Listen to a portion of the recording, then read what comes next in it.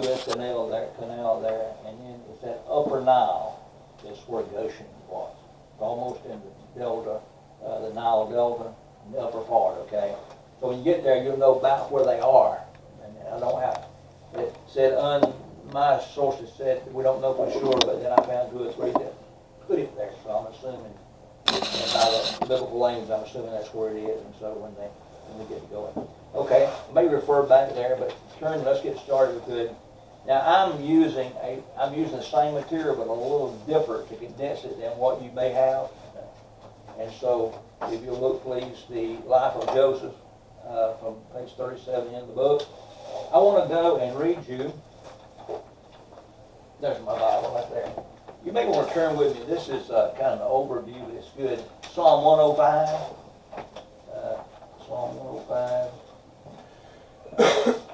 And it gives you, the psalmist gives you a sort of an overview. If sometimes you, and I read it because of it adds credibility, I guess you might say, to the rest of it. And there was Psalm 105, and starting in verse 16, says this: Moreover, he called for a famine upon the land. He brake the whole staff of bread. He sent a man before them, even Joseph, who was sold for a servant, whose feet they hurt with fetters. He was laid in iron. Now, we never knew that before. Until the time that his word came, the word of the Lord tried him. We'll see that a little bit. The king sent and loosed him, even the ruler of the people, and let him go free. He made him the lord of the house and ruler of his substance, to bind his princes at his pleasure and teach his senators wisdom. Israel also came into Egypt, and Jacob sojourned in the land of Ham. And he increased his people greatly and made them strangers from their enemies. He turned their heart to hate his people, to deal subtly with his servants. Then he sent Moses. And so, I mean, that psalm is a running commentary on a condensed history of what's happened to this point. And that's the point he says about Joseph there. And so I thought I was interested that the psalmist there had that too. So, okay, we're going 37. That's a little bit different. It's probably on yours, and I'll follow mine, and you can fill in if you need to. I don't think you'll have to fill in. And so Genesis 37 begins Joseph's life at home with Jacob. And the first thing is the favored son. We talked a little bit last week about Isaac's family and maybe a possible family thing you got to watch out for in Jacob and Esau. You remember that mom favored one and dad favored the other one. And so in this one we see a little bit different, but still a family problem. The favored son. Jacob's favorite wife was Rachel. When you say favorite, you remember the story on him. He went and fell in love with Rachel and said, I'll work X number of years, I'll work 7 years for you. And Leah got switched that night, so they worked another 7 years and married her after a week, but kept that promise. But it was Rachel he always counted as his wife. Somewhere in the text, and I own over somewhere that he'll say to his other sons, but Rachel, my wife. Where in reality, he was talking to his other sons. Okay, and so Rachel's wife, Joseph's favorite son, he's 17 years old when we picked the story up. So he's a 17-year-old teenager. All right, and so under that, then we have the dreams of Joseph. You may be familiar that he had 2 dreams. One dream was of the sheaves bowing down to him as a sheaf. And he's the younger now, remember that, except Benjamin comes along. And so the dream, well, he only has a dream, but he tells them about it. Okay. And then he has another dream, the sun, moon, and stars would bow down. And so it's earthly vision and a heavenly vision, you might say. And you can just imagine now, if you had a younger brother and he come and told you, I had a dream. One day you're going to bow down to me. One day, this kind of thing. And so I can understand how the brothers didn't like him too much, can't you? And so we see here that the brothers hated and envied him. And that's found in 37. You should have it in there, 4, 5, 8, and 11 verses there. They hated him because some things are listed because of his father's love. And he had been given a coat of many colors. And that coat of many colors symbolized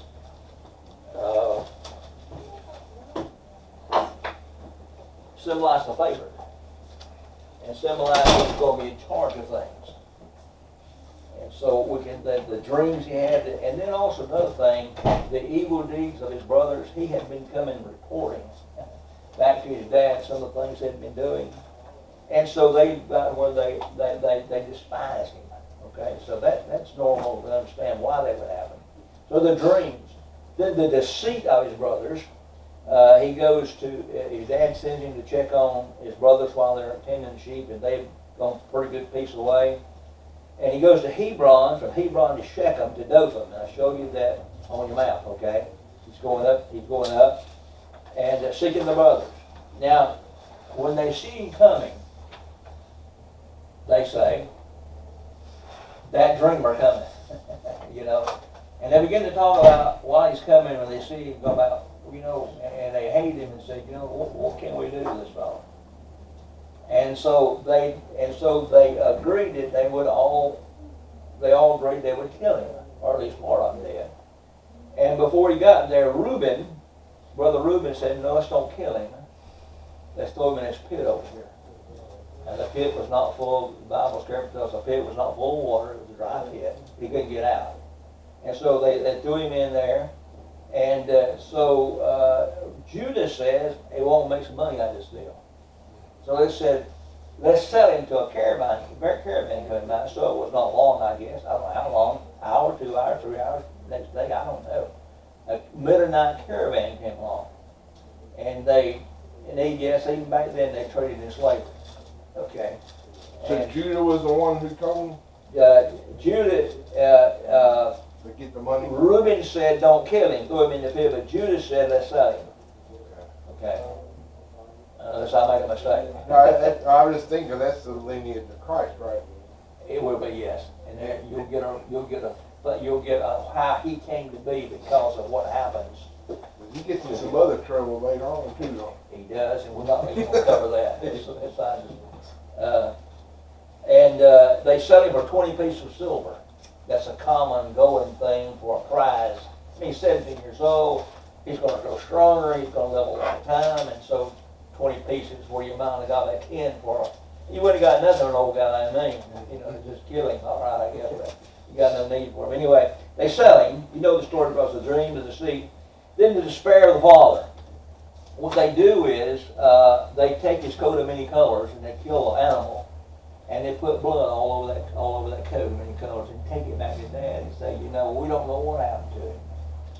But an animal must have killed him, and we found his coat. Okay? And so when he gets now, the coat dipped in blood. Now remember, and this is a note of my own years ago, Jacob stole the blessing the same way.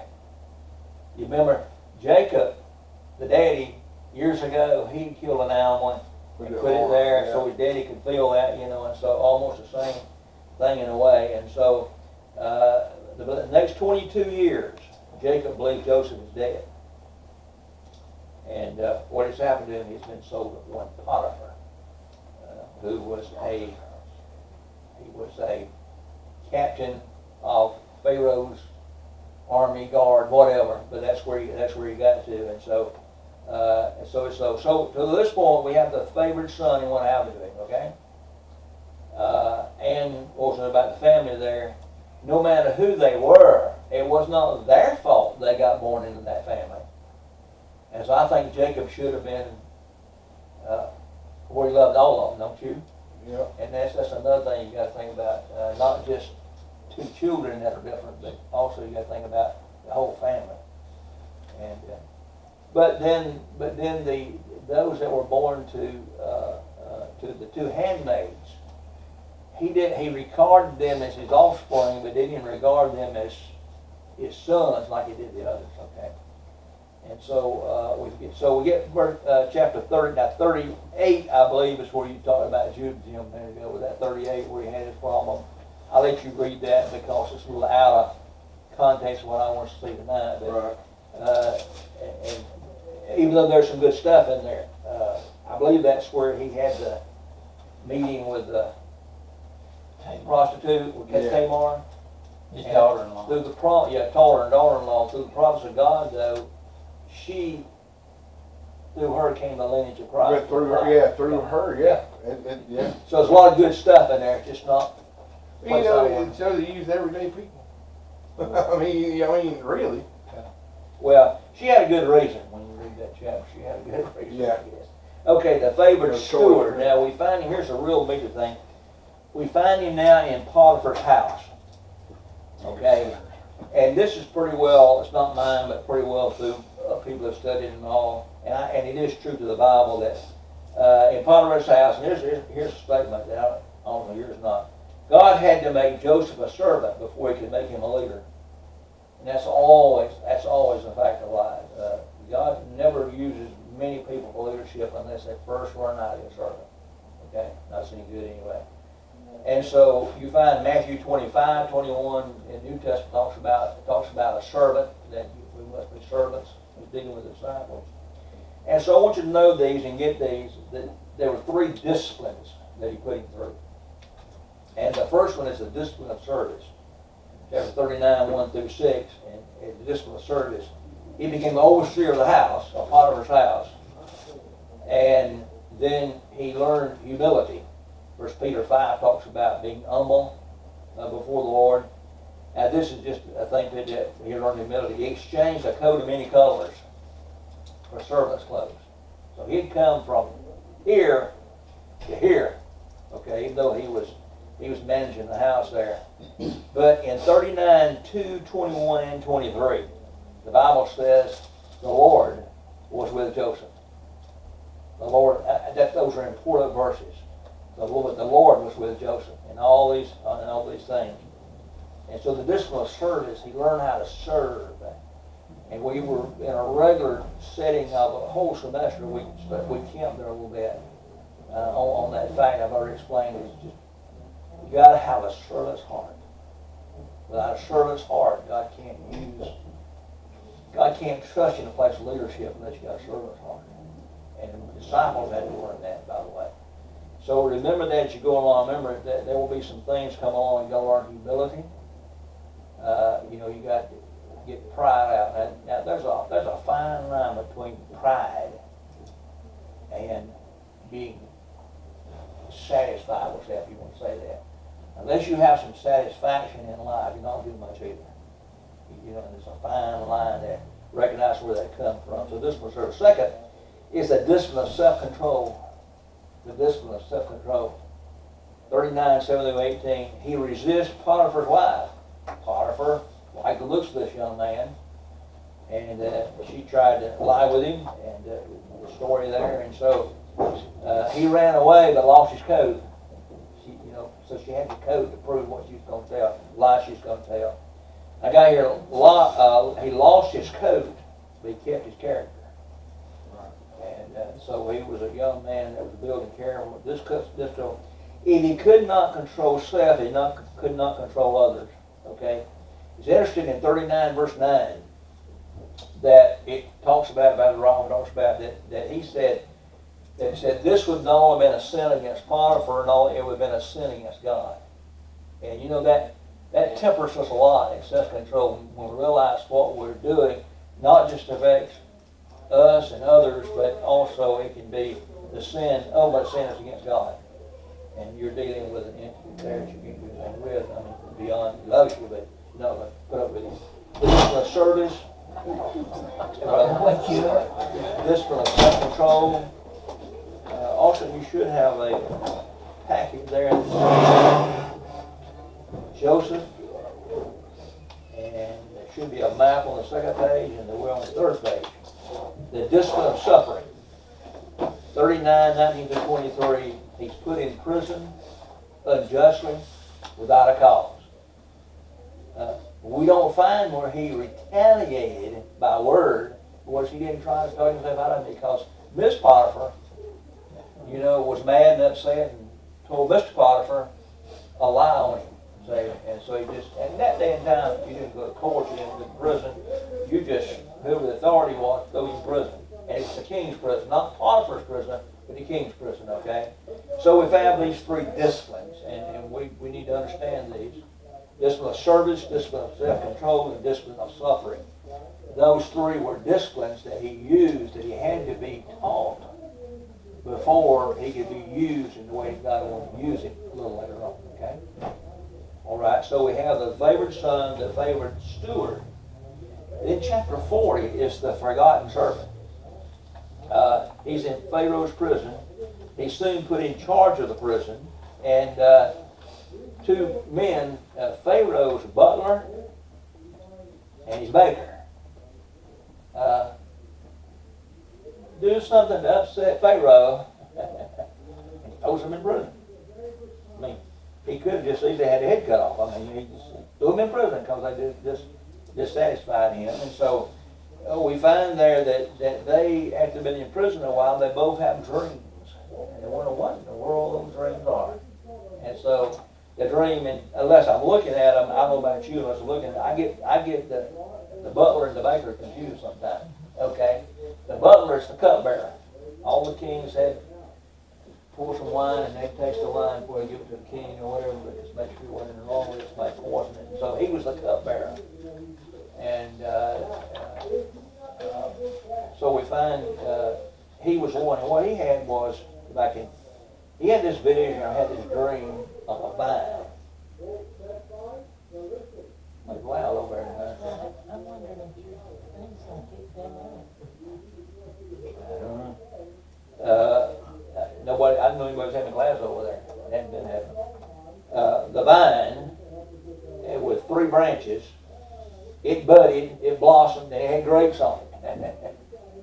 And his dream said he took the grapes and he squished them up. You know, they'd been a vat full, he was stomping on them, right? But he squished them and then made the juice and gave it to the king, okay? And so the interpretation of that, Joseph, I can tell you what that means. It said interpretation of dreams from the Lord. We'll use that again. And so he says what that means here is that he told what it meant, but then he said after 3 days, your position is going to be restored. You're going to be the cupbearer again. Okay. And then the next one was a baker, the king's baker, kitchen man. He dreamed there were 3 white baskets on his head, baked goods in there, and the birds came out and ate all of them. Okay. And he said, gave him interpretation, he said, in 3 days, your head comes off. You know, so they were doing, well, it came to pass. It came to pass. And in that, the forgotten servant, 13 years as a prisoner. He's now 30 years old, because he was 17 when he was old. So now he's 30 years old, been in prison 13 years. So I don't know about you, I've never been in prison. I mean, I have, but to see somebody. That's where I can get out, okay? There's nothing like, I've seen in movies, but there's nothing like it when he's jailed like over in Jackson. And you walk in fact, I got in my car, this loudspeaker from the top of the tower said, sir, you might want to leave everything that's valuable in front of your car. You know. So I walk in, I walk in this proverbial hall. You walk down. Long hall. You don't hear a thing except your footsteps. Get to the end and you turn and go up the steps there. But that's a long walk. But that's not as bad as, I've been in Clayton County Jail, and it's a scary thing for me, never been in prison with that big door stands behind you clean. You're hoping you can get out. We'll have to fix that next week. And so then in 41 you have the famed statesman in the palace 2 years later. So it's 2 years later he goes to the palace. And he has a revelation by Joseph. You want me to go? Just ask him. I don't know. That I just saw who we it need to was. just retire my classroom one and without the tables. We could do that, you know. But we got to redo all this if we do. Well, they toned it down just a little bit. I don't know what they're doing, but it would help us. And memorize the scripture. So, whatever it is, we're recording. You know, so we had it first.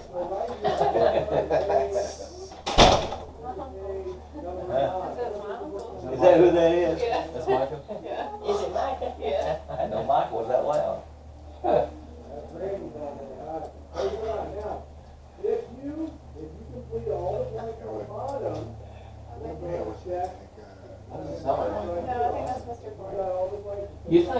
ask while we're waiting, do you think the reason these two men were in jail because Pharaoh got sick?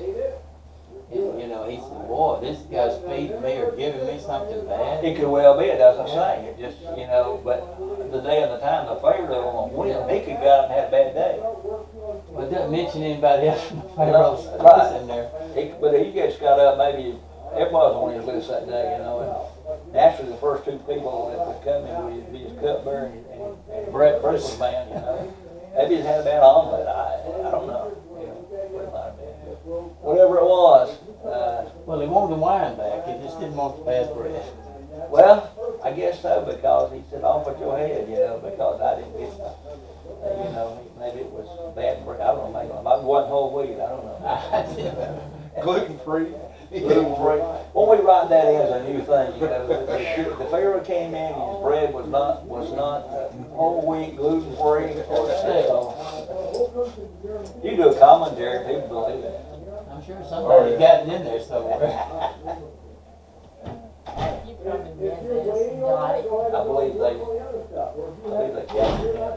Threw him out, didn't it? Didn't help none. I talked to him and I talked to Brian, so. Okay, thank you, I would have never done that. I was just noticing Bad guy that around here. Reuben, it said that he told him don't shed his blood because he intended on taking him going back to his father again. I thought that was pretty nice of Reuben. Yeah, Reuben just had a Oh, problem. yeah, Reuben wanted to get him out. I think he So he wanted to go back and get at it. the moment, he had one ally, didn't he? Okay. So we're down to, all right, the famed statesman in the palace 2 years later. So, we're getting to where he's now out of prison and it's going to take place now. The revelation by Joseph. Pharaoh had dreams. Now, kine are cows, okay, and so out of the Nile, now remember you got to understand what the Nile is. To them, the Nile is a god. Nile was where they most of their food was supplied one another. They sacrificed the crocodiles. They looked at it as a god? Well, Sustained things the about it, what they did, because they had all kind of gods, you know. But I always find interesting that wherever it is in the Bible, scatter upon the waters and it'll come back, you know. That's really a Nile thing that they understood in that time.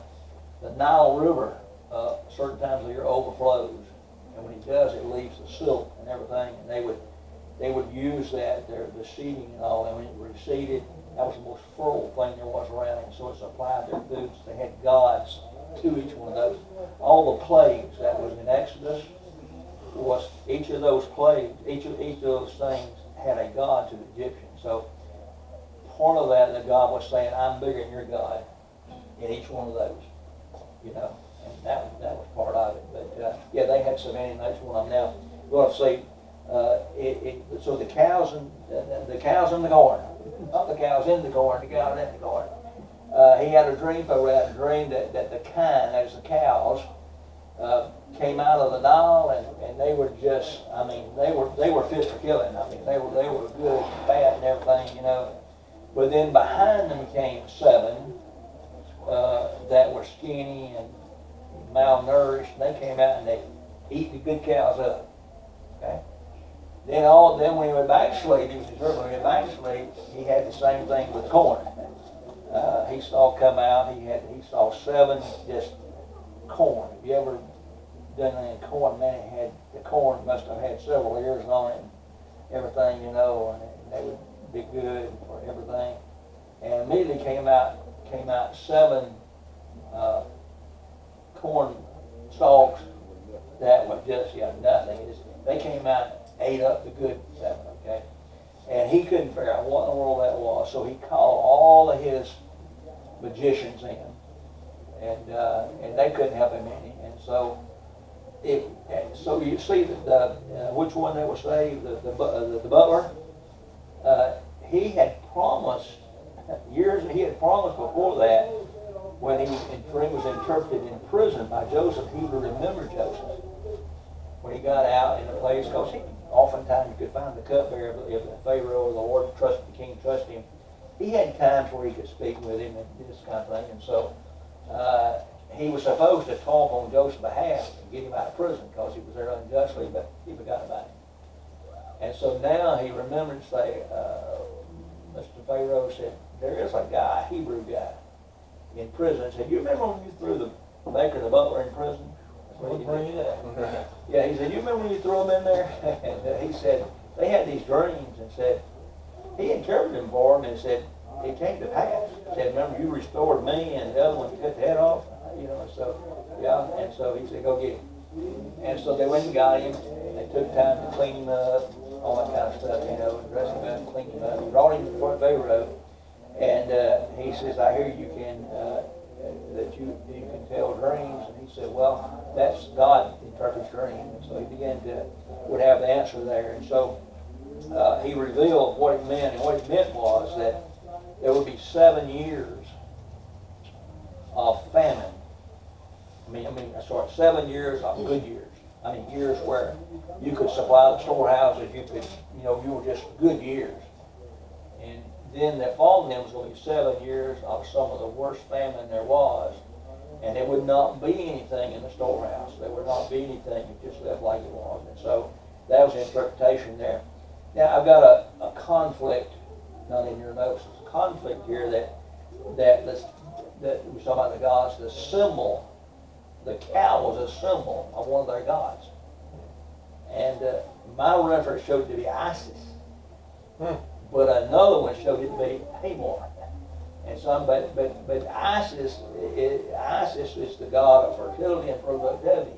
So it makes sense, you know, and Isis, by the way, becomes Diana in Ephesus later in the New Testament. But Isis, I don't want to tell you much about Isis, but they put great stock in Isis.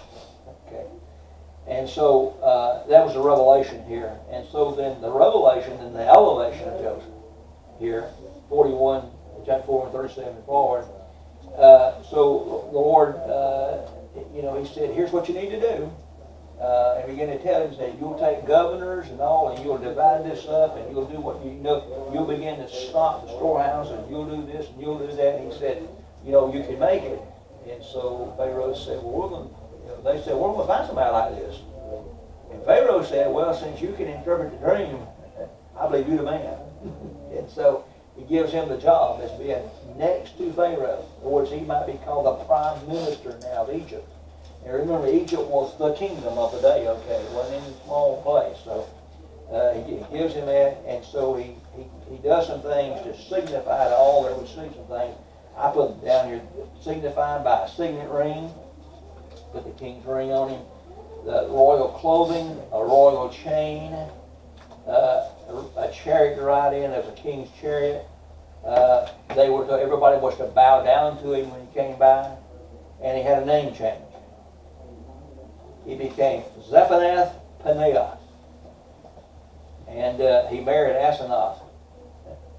Now here's a little side note here that may or may not mean anything.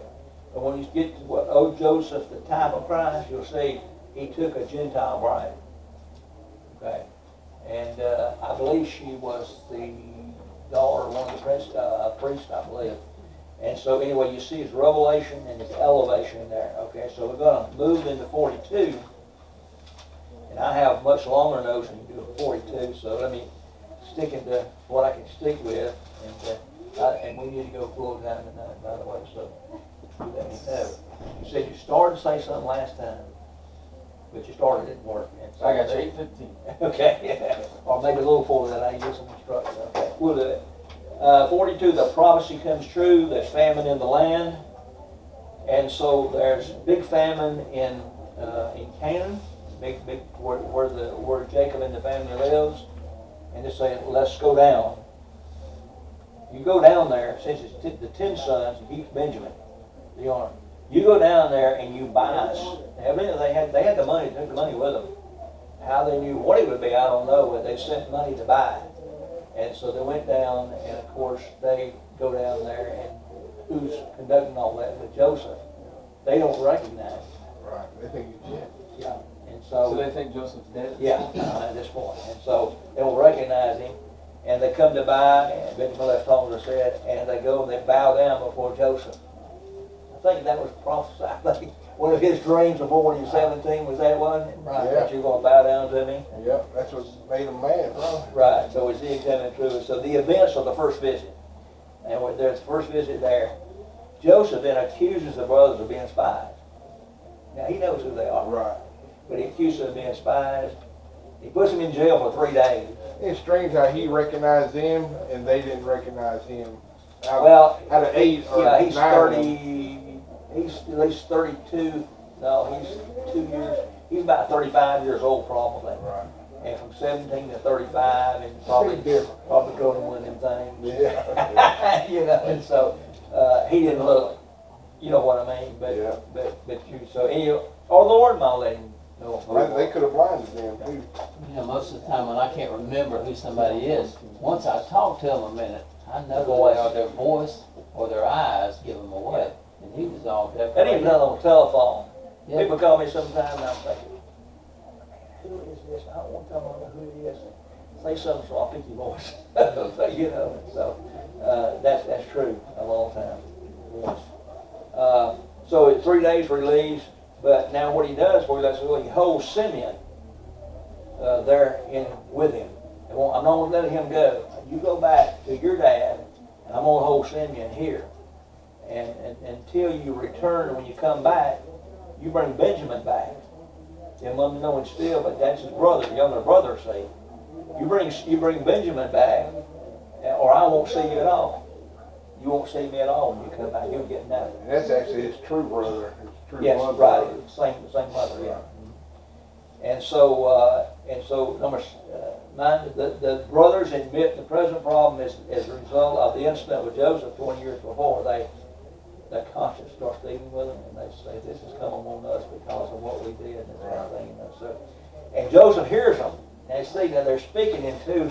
They don't know this guy, the prime minister, who's really Joseph. They don't know that he understands without an interpreter. Evidently, they're reading in the lines, but he knows everything they're saying. So so that's 42:21 through 23. So they leave with their sacks full, and they find when they're on the way, one of them looks in their sack of groceries in the corner and sees his money he paid for it's there.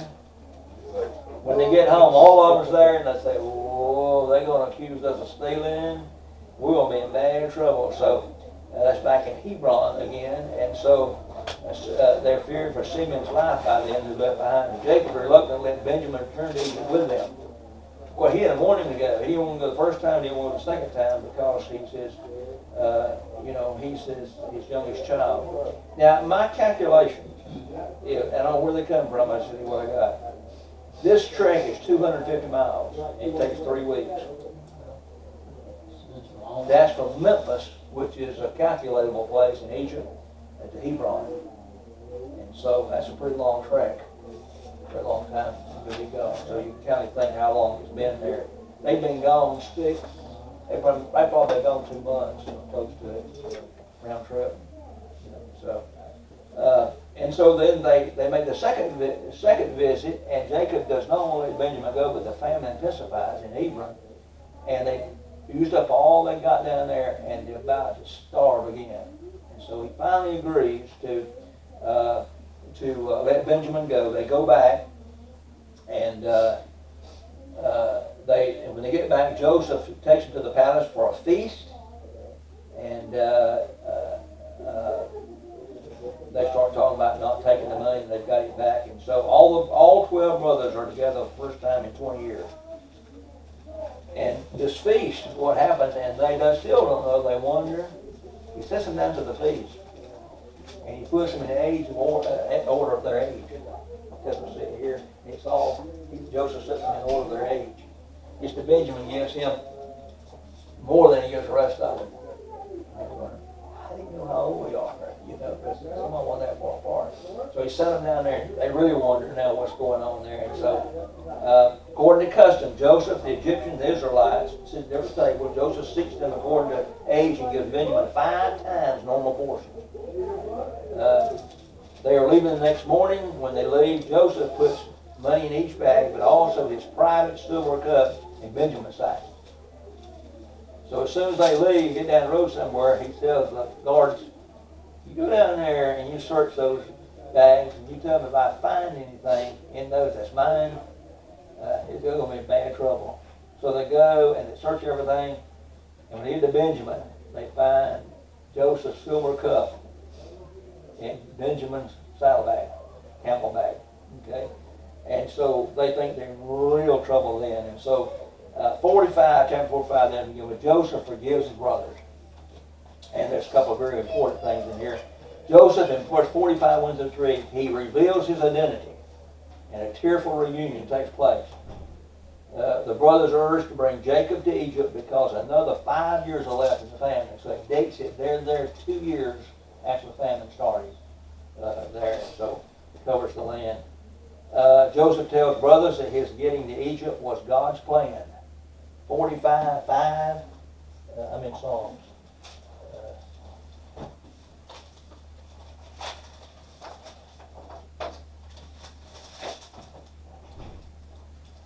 45:5, he tells them, now therefore be not grieved or angry with yourselves that ye sold me hither, for God did send me before you to preserve life.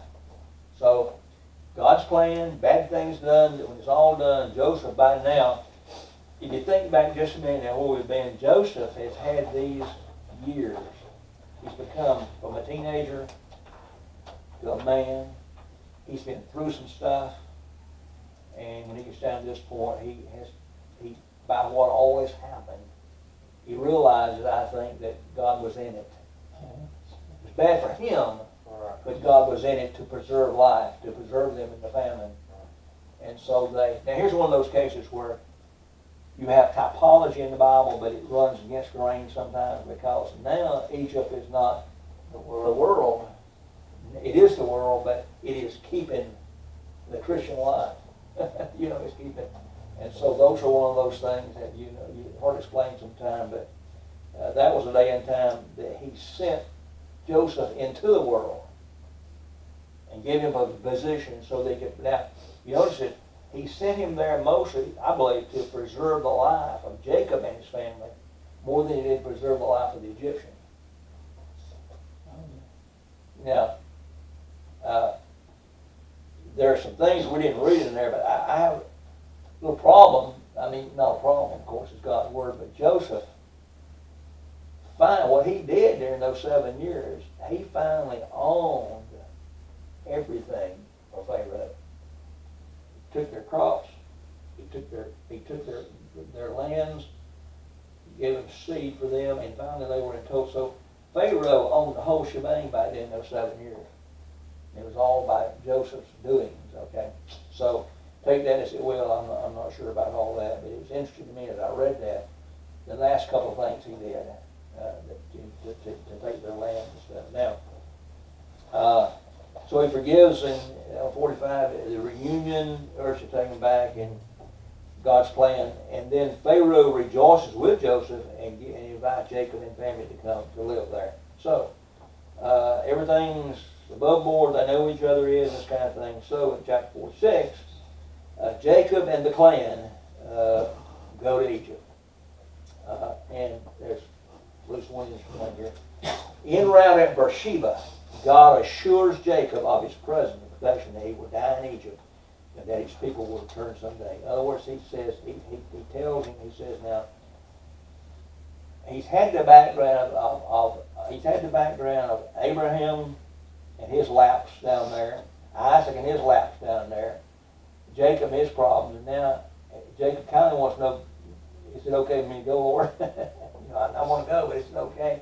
And so God assures him that he needs to go down there so to save his family, and so he does. The number going in Egypt, now their numbers, is the numbers on your sheet or not? The numbers, Just descendants the going. page numbers. Yeah, it's just an outline. Okay, well, let me give you there. This has been calculated, and there's even another calculation, but calculated. In 46:26, it says 66. Jacob's own descendants, his sons' wives excluded. Then in 46:27, we get 70 because Jacob and Joseph and Ephraim and Manasseh, the sons of Joseph, are added. In Acts 7:14, New Testament recounting the story, 75 go. Okay. And it says it probably adds kindred, probably the 5 surviving wives of Jacob's sons. There's still another one. You know, my German theologians that always send me on a goose chase, Kyle and Delitzsch, they say that it's a number that includes, that means the whole entire company of Jacob's family. Because the number, God's number is 3, and man's number is 4, that makes 7, times 10 is 70. And that's the number of completion. When you talking about where it says in Exodus where 70 souls went down. Yeah, right. And that's where they get that from. And so you take, well, that's 46:27 says that. In Genesis, but those are different numbers in the Bible. Isn't that what in 46:27? Yeah. So you got numbering there, okay? But I'm just giving you what numbers guy said, what Colin David said. So you got, you know. But anyway, it was protecting Jacob's family, okay? We know that. But the first numbers sound okay to me. So Jacob then, who is named Israel by now, right? He was been to Israel ever since when? Since Bethel.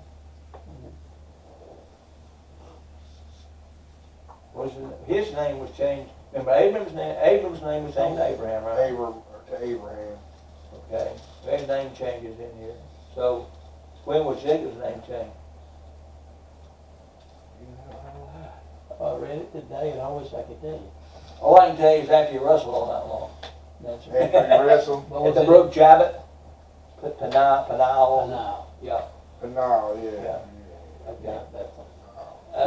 And so he's now known. Well, he's Israel in a spiritual name. Now, so now Jacob is 39. Joseph 39. Jacob is 130. They meet for the first time in 22 years. So that was probably a pretty good reunion, right? Because, see, till now Jacob thought he was dead. Right. For 22 years he had been pining about his younger son being dead.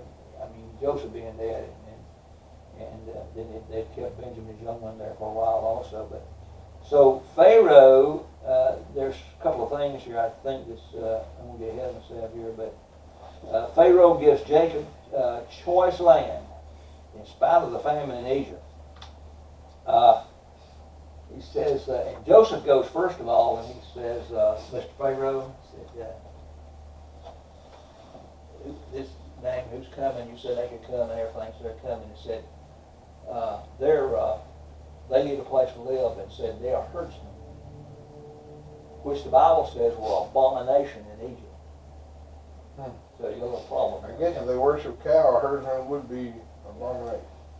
So they said, but Pharaoh, he was so pleased with what Joseph had done for his family. He said, okay, I tell you what, I'll give you the land of Goshen. Now, where do you want to go? Locate where you need no geography, okay? If you're coming from Canaan and you're coming eastward, and you cross the Nile River Basin, today we might know it as the Suez Canal. And you come east a little bit, that area up there is Goshen, somewhere in that territory. And so what it does, it gives them a fertile place, because this is near enough to Nile, a fertile place of pasture land, and yet it is the northern part of Egypt, so that the rest of Egypt has a little bit of a barrier there, okay, because if they live somewhere else, they wouldn't get along, because of the abomination they have herdsmen there. Make sense? It was just an abomination in Egypt. Yeah, right. It was an abomination of the Egyptians, right? So they said it would cross the river, more or less. Well, a little tributaries, and when I don't know what it is, but anyway, it's the northern part, so that they weren't going to be living anywhere north of that hardly. And so just let your mind run, there were several reasons it was Goshen, okay? But it was a fertile area, and so the Bible says, it's, in spite of the famine that was in the land, Goshen was the Israelites increased in number faster than the others did, faster than the Egyptians did. And at age 147, Jacob calls Joseph with his two sons to receive the blessing because he knows he's about to die. And Joseph promises Jacob he will not be buried in Egypt. Jacob's last thing makes Joseph like, I don't want to be buried down here in this country. I want you to take me back home. I want you to bury me at... Is that what it is? Huh? Was it Metapila? How do you pronounce that? I call it Machpelah, but Machpelah? whatever you want to call it. Oh, yeah, okay. These I don't know what it might be in Hebrew. Yeah, right, yeah. Or Yiddish or whatever, you know, it might be. I don't know. But anyway, the snippet is he wanted to be back. And what was buried in that cave? His wife. His wife, well, his mom and dad, really. Right. Oh, yeah, that's right. His mom and dad, yeah. Right. His wife was buried at Bethlehem. Yeah, his wife, well, favorite wife died, okay. But he wanted to go back there, and he told him where to take him doing it, and so he will promise. His mom was buried in Bethlehem, wasn't Do what? it? Wasn't his mom buried in Yeah, Bethlehem? yes. Yeah, but his, yeah. And so, because he wants to, you know, that was, they had to give a blessing for it. That was just part of it, okay. Brought him on up there in Egypt. And so the blessings given by Jacob, we'll go there in a little bit how that happened, but, well, let me see if I got that where I need to have it. You have some more of your notes, not on my first notes. Okay, this is called the fruitful shade tree. Okay, and that's the blessing. Well, we got it. Okay, we'll back up a little bit there because we're trying to keep it in the context of. Okay, that's beyond that. Skip those shade tree people for just a minute. Look at your backside. You got another sheet there, I think. Yeah, you're part of the page. Okay. Yeah. So right where it begins, out of the number, it said Jacob requested to be buried at Machpelah and not Egypt. The people mourned for Jacob for 70 days. They had such great respect for Joseph that they mourned for him 7 days. The first case of an elaborate funeral with an embalmed body. Now, the Egyptians were already embalmed in those days. They were a high-class society. I mean, they were, they knew how to, you think about building the pyramids they built with manual labor. Oh, you talk about manual labor, man, you know, and the way they built those things. And you ever seen any of that drawings they think they did in building pyramids? They were an advanced society, is what I'm saying. And they were not a bunch of dummies. There's reasonable thinking that they had a high level of math that they understood because of what they could build, and just a high level society in that day and time, and they'd be conquered later anyway. So you have this, they were already embalming the body, and so here it said, this is a quotation from commentaries that makes it catchy. Genesis begins with a garden and ends with a coffin. Results are sin. And that's mankind's way, okay?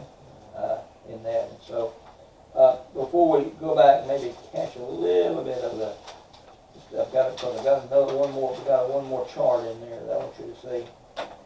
And we still got plenty of time.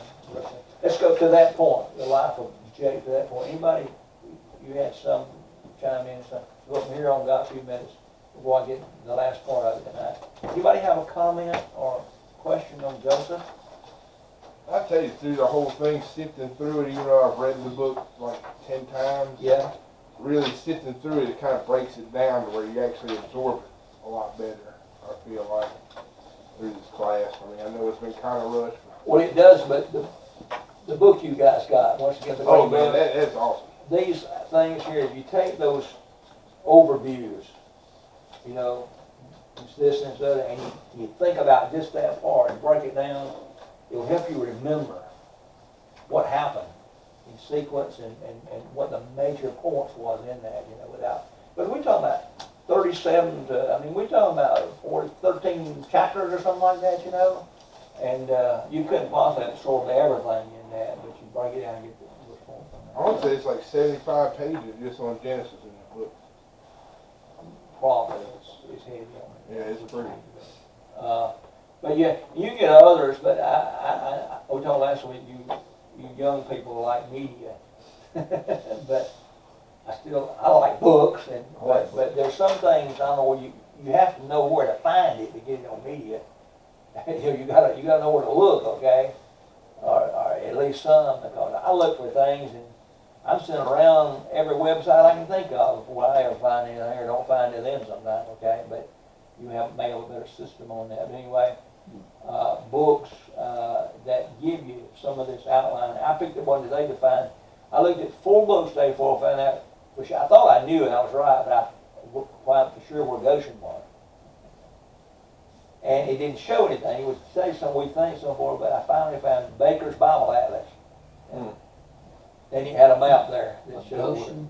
Where we just talked about. You didn't go to Goshen and find it there, but it had a lot of stuff on charts and graphs and this kind of thing, and so when I got to that part of the Bible in there, it had a expanded view a little bit and showed Goshen on it. So I just looked in the map in the back of the Bible. okay, so one in there? Yeah. Okay. But I mean, it just looked like it was in the Nile where the Nile goes out of the. I don't like to do things simply, so I want to look at books. Yeah, that's a book. I guess. Okay. All right. Observations, questions, Joseph? Right? Judy, you with us? You know Joseph pretty well now? He would have been a nice young man. Nice looking, they say. Miss Foster thought he was.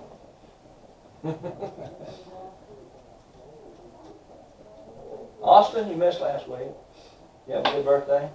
Yes, sir. Oh, were you 19? Yes, sir. Wish I was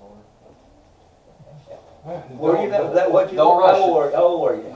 You were, I just get out. Okay. You're married, though. Yeah. Old married man. I'm not mature though. I'm like having Oh, maturity since now, so. So you got married when you were 18? See what you're missing? It's responsibility. Well, since this recording, Austin, it's a great life, isn't it? Amen. And it is. It is.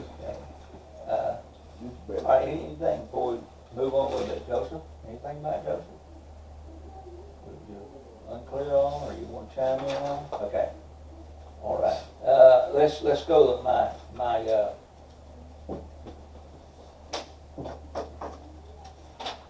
Our green book. you have one? Yeah, we're kind of right. Joseph is the most complete Old Testament character as the time of Christ. Okay?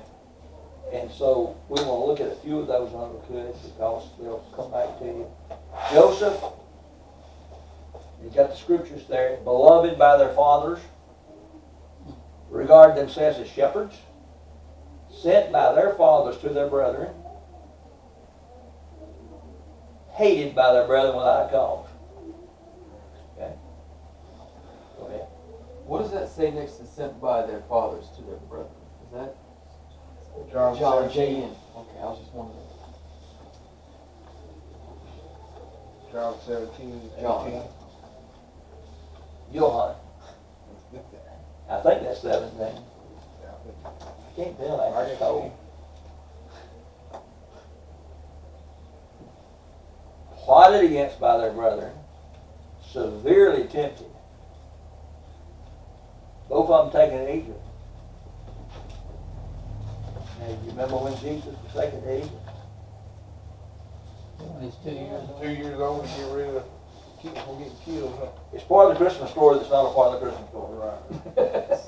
Yeah. Everybody uses it, and